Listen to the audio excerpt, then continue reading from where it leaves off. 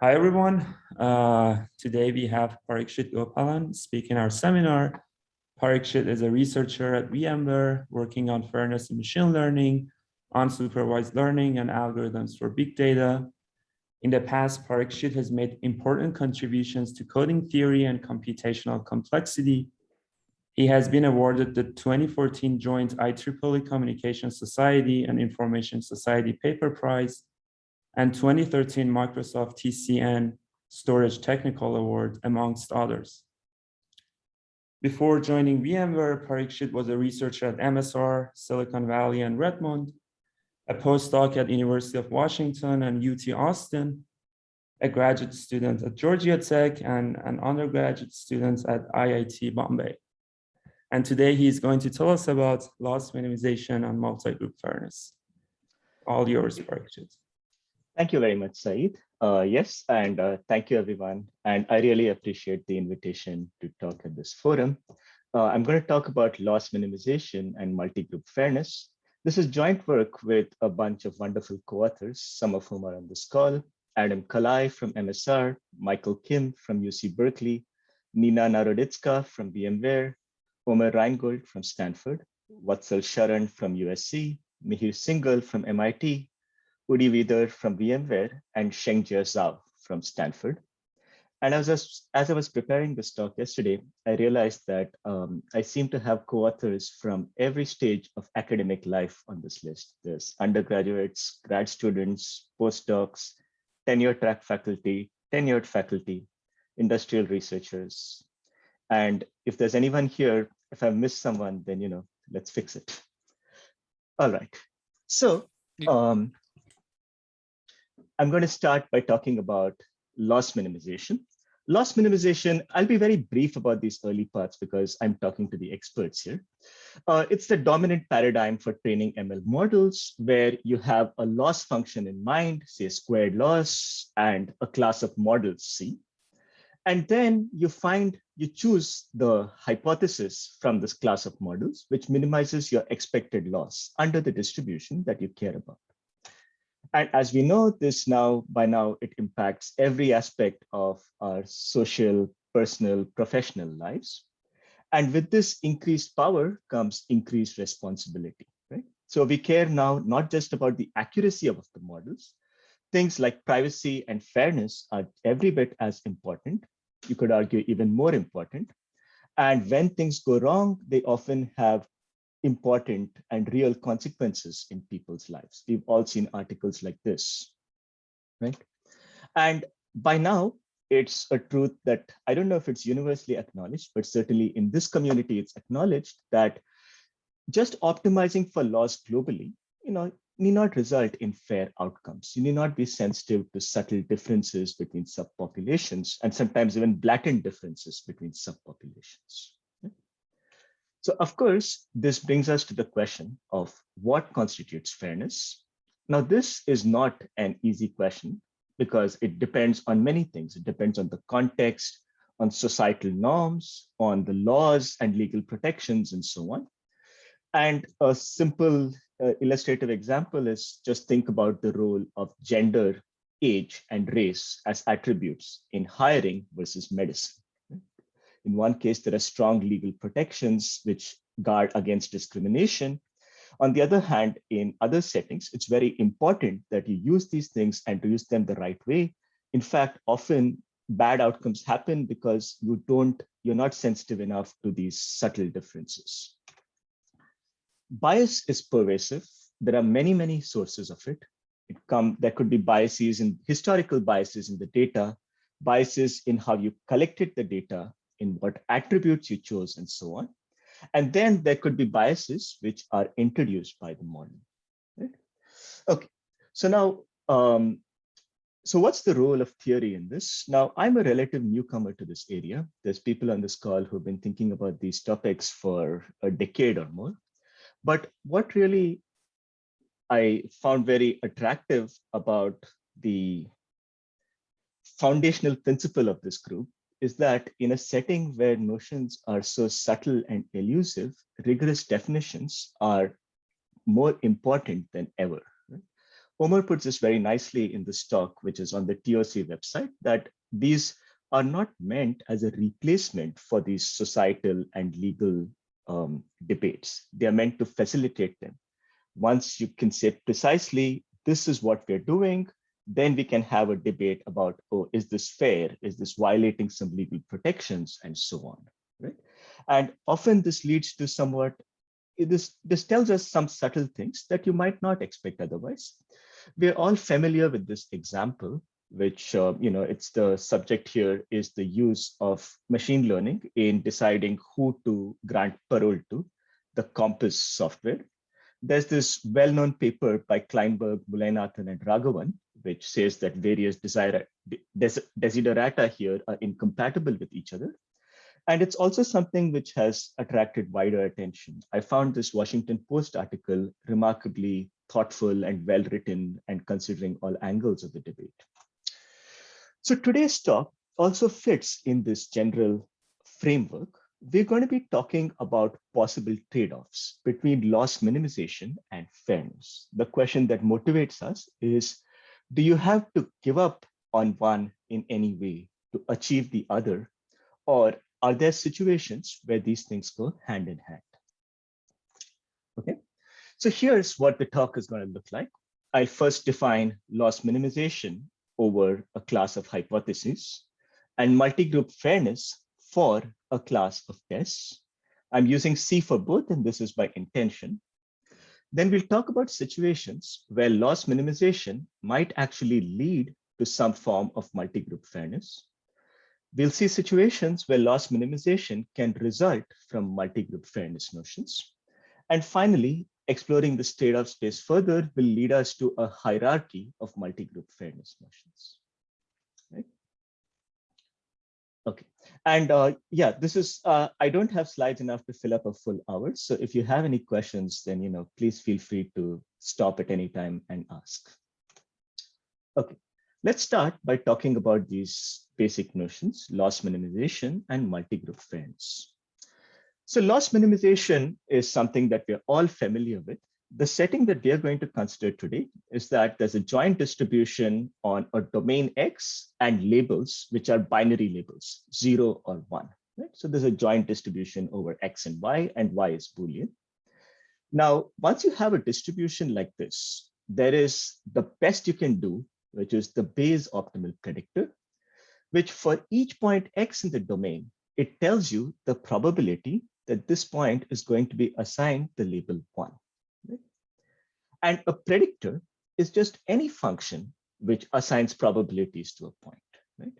And the whole goal here is that you're hoping to approximate or get close to the Bayes optimal in some sense. Now, of course, if we could compute this Bayes optimal predictor efficiently, then there'd be nothing to do, right? But often this is just impossible for information theoretic and complexity theoretic reasons. So instead, we need to work with an efficient class of hypotheses. This class C will turn into efficient statistical tests when we talk about multi-group fairness. So the setting I'd like you to have in mind is that we have a family of Bayes predictors, C0, right? So each of these is a predictor which maps points in X to probabilities in 0, 1. For intuition, you should think of C0 as being something like shallow decision trees. And these are efficiently learnable. Using this Bayes prediction, these Bayes predictors, we'll come up with a more general hypothesis class, which consists of linear combinations of these Bayes predictors. Now, of course, if you only take convex combinations, you're still getting predictors, which give you probabilities. If you take arbitrary linear combinations, then these values, they need not be in the interval 0, 1 anymore. But for the purposes of this talk, I'll ignore this difference. And I'll just say that this hypothesis class, I'll sometimes think of it as a class of predictors when convenient. Okay, so we have the class C. Another ingredient in the loss minimization framework is a loss function L. So here's how the loss L works. You're first given a point X in the domain. You're asked to make your prediction. And then you suffer a loss which takes into account the label Y and your prediction HX. For example, if you're doing squared loss and if you predict a value v, if it's 0, then you'll suffer v squared. If it's 1, you'll suffer 1 minus v squared, right? Typically, we'll assume that there's these two loss functions, L0, L1, and we'll assume that both of these are nice and convex in the second argument, right? So the whole complexity here comes from not knowing whether you're going to be penalized by this loss or you're going to be penalized by that loss. That's, prediction is hard when you're trying to predict the future. Okay, so now that you have this distribution, this class of hypothesis and the loss function, the goal of loss minimization is that you find the hypothesis in C, which minimizes expected loss under this distribution. And of course, the loss here plays a crucial role. If you have one loss, maybe there's a certain C that's optimal. If you change the loss, it could be some other C, right? So this is going to come up again in our talk later. So this is loss minimization over C. The kind of losses that I've defined, these are referred to as decomposable losses in the literature. It's not everything, but it's a broad class, which includes a lot of losses that people care about.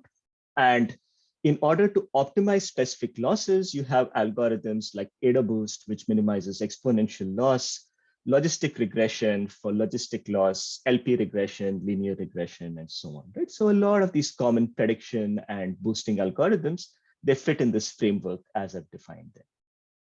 Okay, so that was loss minimization, which is one half of the title. Now let's talk about multigroup fairness for C. So there are many notions of multigroup fairness out there, many of them defined by people who are on this call. And the underlying idea is that you have a large collection C, which you now think of as subgroups to which you want to guarantee some kind of protections. So you stipulate that any predictor needs to satisfy certain constraints on these subgroups. Now, the thing which differentiates this with what has traditionally been done before is the richness of this class of subgroups, right? We'll allow them to be overlapping. We might even allow them to be infinite, like you could talk about C being all neural nets of a certain depth or something like that. We'll need some upper bound on these. We can't just do arbitrary subsets. That's impossible. This is usually expressed in the form of some kind of learnability condition. So as I said, there are many notions out there. And we know that you have to be careful in which notion you choose. Not everything that you want might be possible at the same time, right? So for this talk, we choose to focus on multicalibration for binary classification. So I should mention that this is not even the only scenario in which multicalibration is applicable. It's a very rich notion. It's been studied in the context of real valued labels, not just binary labels, not just classification, but real valued labels in the range 0, 1. There's some very nice recent work on doing it in the setting of online learning rather than in the batch setting. And then there's this paper, which is joint work with Omar, Udi Wieder, and Vatsal Sharan, which studies multicalibration in the semi-supervised learning setting or the setting of importance weights. So this paper influences a lot of what I'm going to talk about today. So let me just tell you what the setting is. The semi-supervised setting is where you have two distributions. One distribution P is the prior distribution that you were expecting to see. The other distribution R is reality. It's what you actually get. And now what you say is, maybe I can just reweigh the points in P using some importance weights to make it look more like R. So now we know we will see what multicalibration means for predictions. What does it mean for importance weights? This is the question which this paper addresses. Okay. So let me tell you formally what multi-accuracy and multicalibration are. So as I'm defining them, these were introduced in this very nice paper by Hebert Johnson, Kim, Reingold, and Rothblum. So let's first define what are accuracy and calibration without the multi, right? So these are classical notions going back a long way. You say a predictor F is accurate if its expectation is correct, like a forecaster who says there's a 20% chance of rain. If over the year rain happens on 20% of the days, this forecaster is accurate. Calibration is a more subtle notion. It says that on days when the forecaster says there's a 30% chance of rain, 30% of the time it actually does rain. Right? So this is this is a more nuanced notion. You're asking for accuracy conditioned on the prediction of the predictor. So now what is multi-calibration? I'll define multi-calibration. Multi-accuracy is very similar. You have a class C of efficient hypotheses or protected groups, and you say F is multi-calibrated for C. If it is calibrated, conditioned on every set C in this class. Right? So this is the intuition. Now, the way I've defined it, you might think that C needs to be a set, it needs to be Boolean. But you can also define it this way, which makes sense even when C is something real value. You have C and you have a prediction V in 0, 1. The definition of multi-calibration requires that the expectation of this large quantity, and there are 3 parts to it. There is Cx, there is delta V of Fx. This is just notation for the indicator function of Fx is equal to V. This third part, Y minus Fx, this is kind of the error that you're making on this point. It's the true label minus your prediction, right? So if you do the right division and everything, this kind of says that conditioned on being in C and the prediction taking on a certain value V, there is my predictions are actually correct in expectation. Okay, multi-accuracy is very similar, except you don't need this delta V thing here. It simply says that the expectation of Cx is uncorrelated with this residue Y minus Fx. So on the surface, this seems like both of these, multi-accuracy clearly is asking for accuracy conditional on C. Multi-calibration is conditioning on even more things. So where does the fairness aspect come in? So the way I like to think about it is that if you don't have multi-calibration, that's creating strong incentives to discriminate based on membership in these protected groups. So let's take an example where someone is using machine learning to estimate risk scores on a population. And let's say this algorithm, it's calibrated, but it's not multi-calibrated. So when the algorithm says the risk is 0.2, on average, over the whole population, the risk is indeed 0.2. But perhaps since it's not multi-calibrated, there is some set C such that if you condition on C, then the risk goes up to 0.3. Now, this creates an incentive for whoever is using these risk scores to learn about membership in C and treat people differently based on this knowledge, right? On the other hand, if it were multi-calibrated with respect to C, this removes this incentive because once we say that the risk scores are 0.2, being in C or not being in C doesn't really matter, right? So, and by the way, this, there's fantastic talks that Michael Kim, Omer, and others have given. I'm being very brief here because, this for me is prior work. And yes, Guy Rothblum too. I'm sure he's given great talks about it. All right, so the nice thing about this definition is that it's trying to protect you against biases which are introduced by the model, right? It's saying that the model shouldn't be introducing some artificial patterns here, which aren't evidenced by the data. What it does not protect against is biases that are already present in the data for whatever reason, perhaps historical biases and so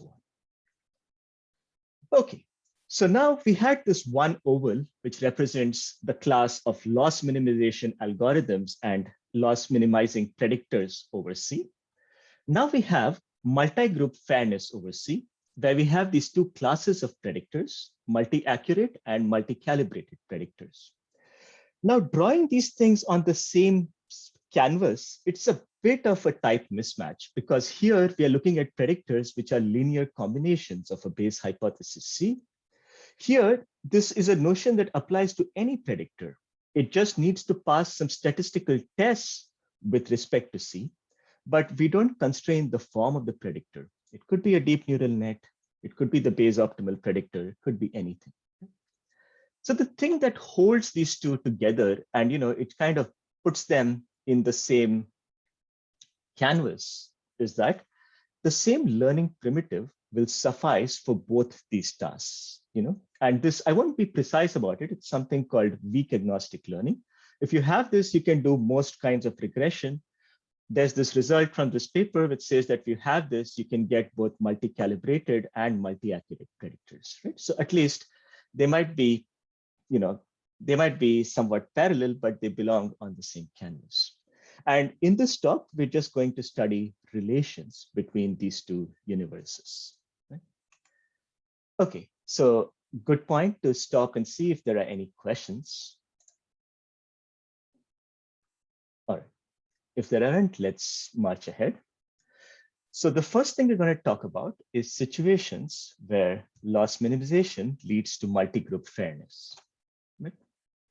This is joint work with Michael Kim, Mihir Singhal, and Shengjie Zhao. And Mihir Singhal he's an undergrad at MIT who was an intern with me over the summer at VMware. So how can you get multi-accuracy? Turns out it's pretty simple. Just minimize squared loss. That will give you multi-accuracy. So what is the definition of multi-accuracy? As we said before, it just requires that your hypothesis Ci be uncorrelated with these residues y minus fx. What does squared loss do? Well, it minimizes this function over linear combinations of the Ci's. And since this is convex, you compute the gradient, and this gradient must be 0. You stare at it for a while and you realize, hey, this is exactly the multi-accuracy condition. Right? So if you want multi-accuracy, it's pretty easy. Just run least squares regression. But this is not isolated. You can minimize logistic loss. This is something that logistic regression does. Again, very popular algorithm. Instead of 2 lines, it's half a page now to prove that this gives you multi-accuracy. Generalized linear models. So this is an elegant generalization of both squared loss and logistic loss, which is very popular in the ML literature for a variety of reasons. For any convex function f, there is an associated generalized linear model. If it's x squared, then you get squared loss, for instance. Any of these generalized linear models will also give you multi-accuracy. The proof is now 2 pages long, but the idea is basically the same. Compute the gradient. It says that you shouldn't be correlated with the residues. Right? So now we can add the first bit of color to this picture and say that, okay, we have loss minimization, we have multi-accuracy and multi-calibration. Well, they have this substantial and interesting intersection, which is generalized linear models. And it includes common things like logistic and linear regression. Parikshit, can I ask a question, a couple questions about this? Because it sounds interesting. Yeah. Okay, first question, are there some assumptions on the model class you're optimizing over that you haven't told us in stating this result? In the model class? Presumably my model class has to be expressive enough or something, right? Like if I just optimize over constant functions, it's not going to work. Well, no, maybe it is. Maybe multi-accuracy and multi-calibration. Look, there's a class of function C. You're optimizing over linear combinations of C. C is weakly agnostically learnable. Okay, so the assumption here is that you're optimizing over the class of linear combinations of C. Yes. Sorry. I thank you for bringing this up. This is loss minimization over C. There is no, there has to be a match in the class, learning class here and the class of tests here. Okay, good. This makes sense. I'm sorry this wasn't clear. This is very important. So learning over C, multi-group fairness with respect to tests in C. And then my other question is, does this, and maybe this is implicit in the GLM result, I'm not as familiar with generalized linear models, but what I would have guessed is the result, and maybe it's the same thing, is that this is true for for minimizing any proper scoring rule. Yeah, GLMs, as your excellent notes on the web make clear, proper scoring rules are closely related to Bregman divergences. GLMs attempt to minimize Bregman divergences. There is Okay. just one additional wrinkle in GLMs, which is something called the link function, right? So we can talk about this offline, but yes, this is very related to proper scoring rules, right? Okay. Good, thanks. Are there any other questions? Yeah, so I think, thanks, Aaron, for bringing this up. If you're trying to do loss minimization over a class C, then if you run a GLM, say logistic regression with decision trees as your based hypothesis, what this result says is that you get multi-accuracy for this particular class of tests, okay? Okay, so now, of course, we're talking about the linear case here, but there are some insights which apply more generally. For instance, if you retrain the last layer of a DNN with the right proper loss, you'll get multi-accuracy with regard to the penultimate layer of that same DNN. Why is this interesting? It sounds circular, right? Well, we believe that the penultimate layer of a DNN often encodes interesting features about the input. So, being multi-accurate with regard to these features, it might be a desirable property. And this, it gives a formal explanation for something which was observed in this paper by Gurbani, Kim, and Shu. And finally, all of this was foreshadowed by an analogous result proved in the semi-supervised setting by this paper, which I mentioned earlier. Great. The upshot of this is that multi-accuracy is in some sense easy. It's ubiquitous. There are off-the-shelf models like linear logistic regression you can use to get multi-accuracy. In other words, there's no excuse for not at least being multi-accurate. How about multi-calibration? Is there some specialized generalized linear model which will actually give you multi-calibration? That would be very nice, but I think it's, so maybe there's some special function here which actually gives you multi-calibration. But it's unlikely because multi-calibration is not a convex notion. Multi-accuracy, and this is not about multi, it's really about accuracy. Accuracy is closed under convex combinations. I have one predictor F that's accurate, another predictor F that's accurate, any convex combination is accurate. This is not true for calibration. Let's just look at an example. This is a simple space. Half the points, they are always 1. The other half, the label is always 0. This, of course, this predictor itself is calibrated. Even the predictor which just says 0.5 everywhere is calibrated because it's predicting the average for the entire population. Any non-trivial convex combination of this, such as this one, is not calibrated. Okay, so calibration is not a convex notion. This doesn't quite prove, but in my opinion, it makes it rather unlikely that doing convex optimization is going with some convex loss function is going to give you multi-calibration, right? It also tells us another way in which— Can I ask another question? Yes, please do. So how does this relate to the result that you can improve the multi-calibration score of a predictor without making its squared error worse? Like, how come that doesn't imply that minimizing squared error over a class of functions like linear combinations over the C's that admits a multi-calibrated predictor like must not find something that's multi-calibrated? Because can't you then find something else that's multi-calibrated in the same class and has only lower squared error? I think the direction is not the one that we want. It says that, Aaron, can I come back to this question of yours? This is very germane to what's going to happen next. So maybe let's look at Act 3, and at the end of it, you want to ask this question again, then we'll answer it. Okay, sure. Okay, great. Okay, so what this argument does tell us, though, is that this picture is misleading in yet another way. We shouldn't be thinking of multi-calibration as this continuous space in any sense. We should rather be thinking of these islands of multi-calibration in a vast ocean of multi-accuracy, right? Okay, so as far as loss minimization goes, we think it's not going to give us multi-calibration. So now we come to the next part of this talk, where loss minimization results from multi-group fairness. Okay. And this requires a bit of a detour, right? So one of the issues I have, so to speak, with the loss minimization framework is which loss should be minimized. And there might be many settings, even in practice, where you don't know the right loss function in advance.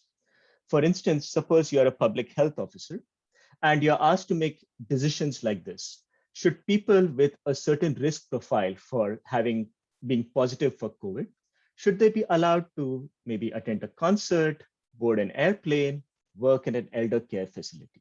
Right? So I've set this up in a way that it seems like a case where you want to do binary classification, but there's different costs here to false negatives. Letting a person who might be positive attend a concert has significantly lesser consequences than letting them work at an elder care facility. Right? Now, if you knew the Bayes optimal predictor, what you do is something like this. You'd say that if a person has a COVID risk of less than 40%, I'm okay with them attending a concert. But if the risk is even more than 5%, I will not let them work in an elder care facility. Right? So if you knew the Bayes optimal, it doesn't matter that the loss function is changing. You'll just use different thresholds. But under loss minimization, it's not going to be like this. There might be a different optimal hypothesis in your class for every loss. So you need to retrain every time, right? Because learning using gradient descent, the loss is it's an important part of the training process.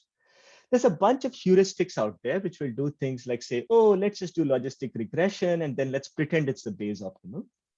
There's no provable guarantees for this, and there cannot possibly be, because you can easily come up with examples where the optimal hypothesis for different losses, it's changing in some fundamental way. It's not just a question of doing some fine tuning, as it's called, right?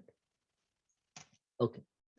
So to remedy this, in this joint work with Adam Kalai, Omer Reingold, Vatsal Sharan, and Udi Vider, we proposed the one predictor to rule them all, the omnipredictor. So what is an omnipredictor? There's two things here, a class L of loss functions and a class C of hypotheses that you wish to compete against.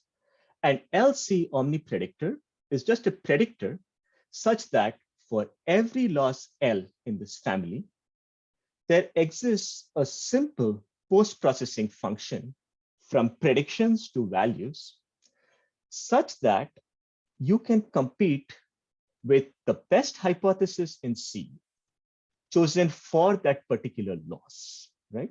So the comparison on the left is, I take my omnipredictor, I just post-process its values using a function T.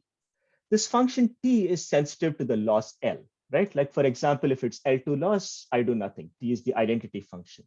If it's L1 loss, then if the probability is more than 0.5, I say 1. If it's less than 0.5, I say 0. T is the only thing here that accounts for the loss. The predictor is the omnipredictor. Versus on the other hand, you get to train and choose the best hypothesis in C that is tailored to that loss. But what you get from the omnipredictor is only better, okay? It's a very powerful, it seems a surprisingly powerful notion. Why should such things even exist? Well, one thing that gives us some belief that this is possible is the fact that the Bayes optimal F star, it is an omnipredictor for all losses and concept classes C. So why is this the case? Well, as I said, the whole difficulty in loss minimization is the uncertainty over the label, right? If somebody tells you that actually your label is going to be 1, then you know exactly what to do. You're just minimizing a convex function. Knowing the Bayes optimal is almost as good because it's not going to tell you that the label is 1, but it's going to tell you that with probability 30% the label is 0, with probability 70% the label is 1. And now it's a little bit more work, but you can figure out exactly what the optimal thing to do is. There exists a simple post-processing function T star, which takes the output of the Bayes predictor. And for each point X, there's nothing better you can do than T star. Right? And computing this function T star for typical loss functions is easy. The hard part here is that we don't know what the Bayes optimal is. So here is our main theorem. It says succinctly that multicalibration gives you omniprediction for all convex Lipschitz loss functions. If F, the predictor, is multicalibrated for C, it is an LC omnipredictor for all the class L of all convex and Lipschitz loss functions. So going back to our picture now, what it tells us is, suppose you manage to find a multicalibrated predictor. Then suppose you are interested in exponential loss. You can post-process the result so that you're as good as AdaBoost. AdaBoost finds the best linear combination of Cs that is tailored to the exponential loss. Suppose someone else wishes to minimize the linear loss, then there's a post-processing for that, which is at least as good as linear regression. Somebody comes up with some strange and quirky loss that you've never heard of or seen before. As long as it's convex and it's Lipschitz, you can do a post-processing. The point to stress here is that learning happens once and for all. And after that, the learning is oblivious to the loss function. After that, it's just the post-processing which depends on the loss. And for this, you don't need to look at the data. It only depends on the loss function. So Aaron, I feel like maybe I can answer your question now.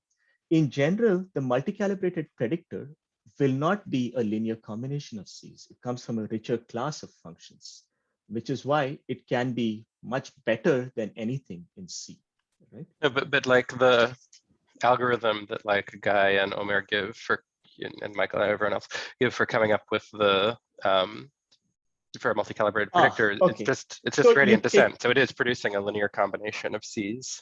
And then you find that it's not multicalibrated using their algorithm. You apply their algorithm to it, and then you get some other creature which doesn't sit in this class and is better than it, right? So you did gradient descent. You started off, you got something. You apply their algorithm, which is not really gradient descent, and then you get something multicalibrated. Well, I mean, I think their algorithm is just going to add with different weights the group indicator functions to the original thing. So it's gradient descent over function space. So you're still going to get, like you're still going to get something that is a linear combination of the groups. So let's say that it's not gradient descent over some convex loss in this of some decomposable convex loss in the sense that I have defined it, right? Yeah. Fair enough. But like, just to chime in, I'm not sure if this is helpful, but you know, the algorithm, at least as it's stated, doesn't just take a linear combination. You know, it doesn't nudge a group. It's not linear. Yeah, it's right. Like you're nudging the people in the group who got a certain prediction, which can be it's a circuit. More complex. Yeah. Look, gradient descent is a very broad thing, and you know, I'm not going to argue with anyone who says this is also gradient descent, but you know, let's at least say it's a more sophisticated. I think it might be gradient descent over a richer collection, slightly richer collection. I see. Okay, but I now realize the thing I was forgetting, which is the thing I was thinking of is actually the algorithm for multi-accuracy, which makes all of these things make sense. Exactly. We can agree that, I think we all agree this is gradient descent. You know, look, to me, multi-calibration has a more combinatorial constraint optimization flavor, but I'm not an expert in convex optimization, so you know, you shouldn't take that. I see. Okay, so just resolving my confusion, the point is just that, like, the reason it is enough to minimize like a proper scoring rule over linear combinations of the group indicator functions to get multi-accuracy is because there is a multi-accurate predictor in that space. But there might not be a multi-calibrated predictor in that space. Look, to me, this omni-prediction result is the thing that really puts the dagger in trying to write a convex program that will give you multi-calibration. Multi-calibration is such a powerful notion that it's basically optimizing every convex function at once. If there is one convex function you can optimize and get such a strong guarantee, I would love to meet that convex function. I doubt that it exists. Okay, Aaron, I suggest I have lots of time, so maybe we can talk about this in more detail past the hour. Sounds good. Yeah. Okay, great. All right. So now to add some color to this statement, what is the post-processing function we need for our multi-calibrated predictor. It's the same post-processing you do as in the case of the Bayes optimal function, right? So here, literally the heuristic works. You pretend like you have the Bayes optimal, you post-process it. Convexity is important here. Multi-calibration does not give you an omnipredictor if you allow non-convex loss functions. Some form of Lipschitzness is also important, but you don't need it Lipschitz everywhere. I won't get into the technical details, but suffice to say that the class of losses that we can cover, it includes LP loss, logistic loss, exponential loss. Every loss that I am aware of, every natural loss function that I am aware of fits in this class. Right? Okay, so now I just want to discuss the result and its implications at a non-technical level.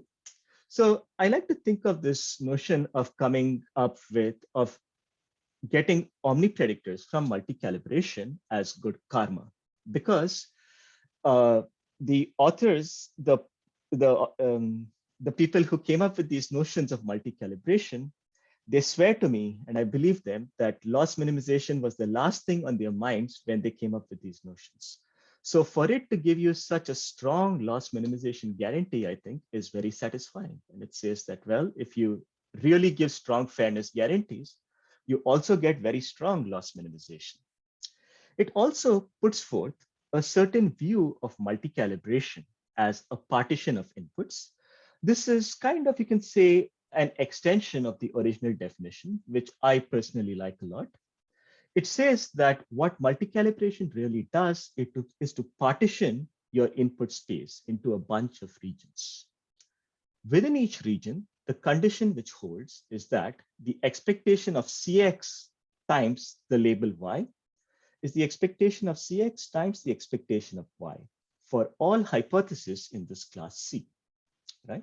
So basically Cx and C and y basically behave like they're independent is the intuition here. Once you have such a partition, the predictor almost suggests itself. Within each partition, you just predict the expected value of the label. So basically, you'll have one region where you say the expected value is 0.2, one region where the expected value is 0.4, and so on. So this is your predictor. And what's really going on here is that within each partition, we actually have this, we only have a covariance kind of condition saying Cx and y are not correlated. But from the point of view of an observer in C, it looks like the labels in each partition are random. It's just a toss of a coin, which lands heads with probability 0.4, and then the label is 1, otherwise it's 0. Different partitions have different coins with different biases, but it looks like there's this very simple process going on, right? And this is really beautiful paper by Dwork, Kim, Reingold, Rothblum, and Yona, which actually formalizes this intuition. And this gives rise to, in my view, a very nice way of thinking about learning. So the loss minimization philosophy of learning, to the extent it's a philosophy, it seems like it's cramming for a test, right? You're going to be tested against a particular loss function. You do what you have to do to optimize for this loss. But if somehow the test changes and you're presented with a different loss function, then all bets are off. In multi-calibration, as a solution concept for learning, there is no loss function. What you're trying to do is to explain what you're seeing as a structured hypothesis, which is this partition, plus some pseudo-random noise function, right? And these kinds of results, about 10, 15 years ago, there was this kind of burst of activity in additive combinatorics, lots of connections to things in computer science, pseudo-randomness, Fourier analysis, and so on. This notion of decomposing things into a structured hypothesis with pseudo-random noise, it was all over the place. I think that multi-calibration gives you a way to think about learning in this setting, which I personally like a lot. Again, going back about 15 years, there was a flurry of work on this topic of agnostic boosting. And our work ties multi-calibration very closely to this work in agnostic boosting, starting from the definition. You'll find very similar definitions based on covariance used in the context of boosting in these works by Servadio and Kalai. And our definition is clearly inspired by theirs. There's also this boosting by branching programs algorithm. There was Kearns and Mansour who did boosting by decision trees. Then Mansour McAllister did boosting by branching programs. What we say is that, hey, look at this algorithm. The output that it produces is multi-calibrated. Now, this is very interesting because we know a bunch of boosting algorithms like logistic regression, which give you multi-accuracy. What we are saying is that boosting by branching programs is much stronger. It's giving you multi-calibration. Right? And it's been known that boosting by branching programs was stronger than AdaBoost, for instance. This had usually been phrased in terms of noise tolerance, right? So it was known that AdaBoost is not tolerant to classification noise, but boosting by branching programs is tolerant to various kinds of noise, random noise, agnostic noise, and so on. And just to prove that we're not just taking 15-year-old results and giving them a different name, if you take our omniprediction result, specialize it to the case of L1 loss, you get a much stronger statement about the noise tolerance properties of boosting by branching programs, right? I won't get into what that is, but it gives a unified result, a unified way of deriving a bunch of different results for agnostic learning of half spaces, decision trees, and so on. Previously, each of these had their own algorithm. We say just run Mansour McAllister with a suitable weak learner, and you're done. Finally, this also gives us strong multi-group pack learning guarantees. So this is a line of work initiated by Blum, Licouris, and Rothblum, Yona. It's a very natural notion. When you're doing loss minimization, you have a bunch of subgroups, just like in our case. And rather than being satisfied with being close to the global optimum, you want your predictor to be tailored to each subgroup in the sense that for this subgroup, it does as well as the best hypothesis from some class tailored to that subgroup. Right? So we kind of bring omniprediction into the picture and we say, okay, you can have a bunch of subgroups. Moreover, for each of the subgroups, you get to choose a different loss possibly. And now, by doing the right post-processing, you can be competitive with the best hypothesis for this subgroup tailored to this loss function. Right? So I hope by this time I've convinced you that, multi-calibration, it's the only notion you should, it's just awesome. It has all these connections. It has all these powerful properties, great group fairness properties. What more could you want? Okay. What's not to like here is the computational costs of multi-calibration. The sample complexity is pretty high. This comes from the fact that you have to condition on the predictions of the predictor. And, so without getting technical, it turns out that you'll have to condition on fairly small probability events. On one hand, this seems inevitable given the strength of the notion that we are going after. But on the other hand, in the experiments we ran, we found that this was a bottleneck for real data sets. Synthetic data sets, no problem, but for real data sets, the sample complexity was a real issue. In the multi-class setting, where there are k labels instead of 2 labels, everything gets worse. Things become exponential in the number of classes k, both the number of partitions you need, the sample complexity, and so on. And there's been some nice work which addresses exactly this topic, which I won't talk about. Again, here, it seems to me that if you're going for such a powerful notion like omniprediction, this exponential dependence is kind of inevitable. But this leads us to the question, is there a way to interpolate between multi-accuracy and multi-calibration? Right? So this leads to the last part of the talk. And I see I have about 5 minutes. So maybe I'll just tell you what this hierarchy of group fairness notions is, and then we can wind up. Okay. So here is a possible interpolation between these notions, which is, again, joint work with Kim, Singhal, and Zhao. Following this nice outcome indistinguishability framework, we can think of multi-calibration as the ultimate guarantee that our predictor F is indistinguishable in a certain formal sense from the base optimal predictor. Multi-accuracy is something much weaker. It just guarantees you matching first moments from the view of any observer in C. So is there a way to match higher moments? Can we say that the expectation of Cx times Fx squared is the expectation of Cx times F star x squared for all C?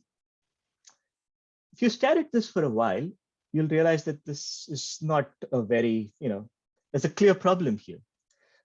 The base optimal predictor F star is not something we have access to. It's just a notion we've defined. We just get labels Y in 0, 1, whose expectation is F star, right?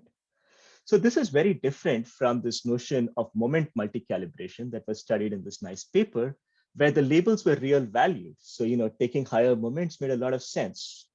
Any moment of 0, 1, I'm told it stays 0, 1. Right? So this is not going to work. But how about this?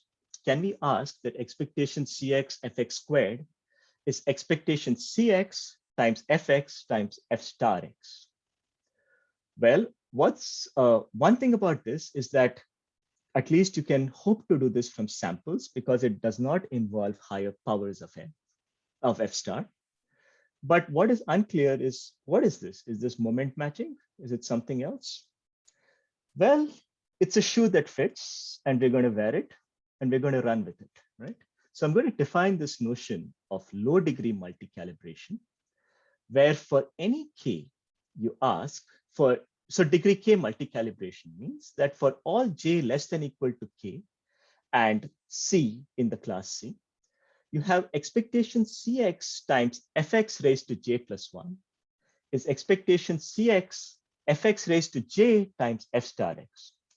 The whole point is that Fx, it's claimed to be the base optimal predictor. So we subject it to this test saying, well, if you were truly the base optimal predictor, you would satisfy this test. So can you satisfy this test now, right? And all we need for this is samples Y from the distribution, access to the predictions Fx, which is something we have, and a weak agnostic learner for C. I'll skip over how we do this, but it's basically a modification of this HKRR algorithm. What good is this notion? Well, one thing is that if your predictor were actually multi-calibrated, it would satisfy these equations. So in some sense, you're not asking your predictor to do something that multi-calibration wouldn't. These are valid constraints. The degree 0 version of this is just multi-accuracy. It's an entirely syntactic thing. As K gets larger, it turns out that you do approach multi-calibration. So in some sense, this notion does interpolate smoothly between multi-accuracy and multi-calibration. So this is an interesting statement. And I'm not going to show you the proof, but since we're trying to interpolate multi-accuracy and multi-calibration, there's only one trick in the book, which is to use polynomial interpolation. And that's just what you do. Okay. So this brings us to the thing that I really wanted to talk about, which is something which I call the Multicalibration Universe, MCU for short, but I'm told that that acronym is already taken. So what is this? It's a hierarchy of notions, MC0, MC1, MC2, that interpolates all the way from multi-accuracy, which is the 0th level, to multi-calibration. As you go up in the hierarchy, your group fairness notion gets stronger, but also your sample complexity is increasing, right?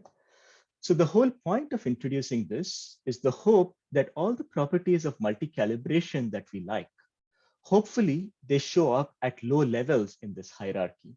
So we can hit a sweet spot with regard to the guarantees that we get and the computational cost, right?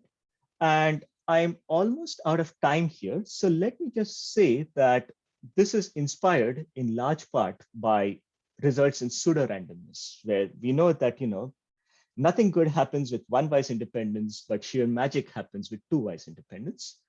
We are hoping that something like this is the case. And in fact, we have some evidence that this is indeed true.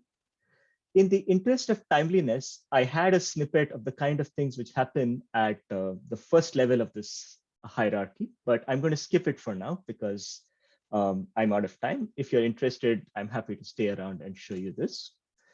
So what we have here is this hierarchy that interpolates from multi-accuracy to multi-calibration. And we know some nice properties of multi-calibration do hold here at low levels in this hierarchy. And we are hoping that this will result in notions that are both powerful and practical, right? And to be practical, of course, in this day and age, your notions need to be applicable to deep neural nets.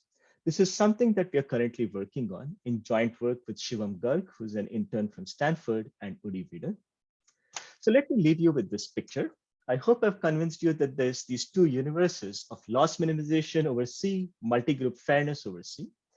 There's some interesting intersections between them.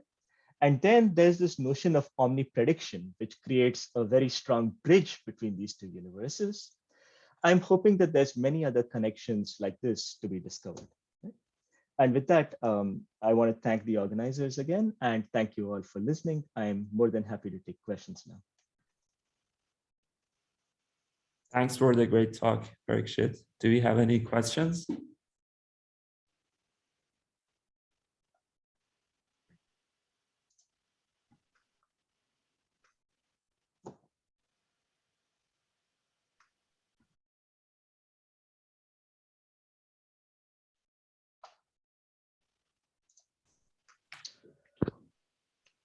I'll ask one if no one's going to ask anything. Sure. So this hierarchy sounds cool, and I'm looking forward to reading about it. What is the sample complexity? You know, the complaint about multi-calibration was that the sample complexity was too high. Does the sample complexity also interpolate between the sample complexity between multi-accuracy and multi-calibration? I'm going to hesitatingly say yes, it does. And we haven't written stuff down. So I say this with the strong possibility that I'll have egg on my face in a month's time. But I think basically it goes, it goes as once, twice, thrice, and so on, right? So basically the right thing to do is not x squared, but x squared over 2, because that's one Lipschitz, right? And in fact, the right basis for doing this may not be the standard monomial basis, although for low degree, it doesn't matter. I think what I'm willing to commit to is that for MC1, you have some constant overhead in the sample complexity, right? Like maybe a factor of 2 or something like that. And really, I think whatever, so since we're talking about this, I'll use this as an excuse to show you some slides, the slide which I didn't actually show before. So what happens at this first level? I wanted moment matching. Well, here's what I can actually get, right? If you have a predictor in this first level, it satisfies the property that the second moment of gx squared conditioned on C, it sits somewhere in between f star x squared conditioned on C, the second moment of the base optimum, and expectation f star x conditioned on C squared, right? So we wanted moment matching. Instead, we got this other property, which I don't have a good name for it, moment domination or something like that, which is actually, it's very natural if you think about it. It kind of, it says again that this idea that you shouldn't be overconfident in your predictions. It's enforcing some version of that, right? So, yeah, so you asked a good question. I think that the complexity, I hope it turns out to grow linearly with the degree, but I'm not sure. And I think good things will happen really, in pseudo randomness, everything that needs to happen happens with 4-wise independence, right? So. Cool.